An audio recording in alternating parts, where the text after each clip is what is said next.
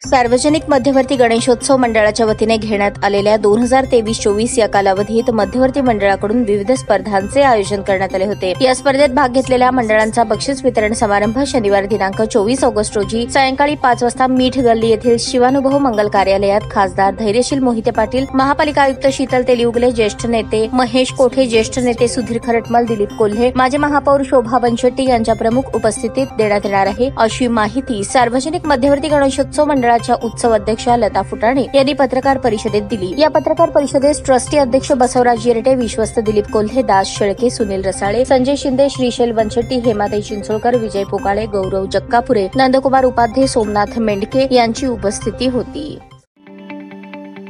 ताज्या बातम्या पाहण्यासाठी प्राईम महाराष्ट्र न्यूज चॅनलला सबस्क्राईब करा।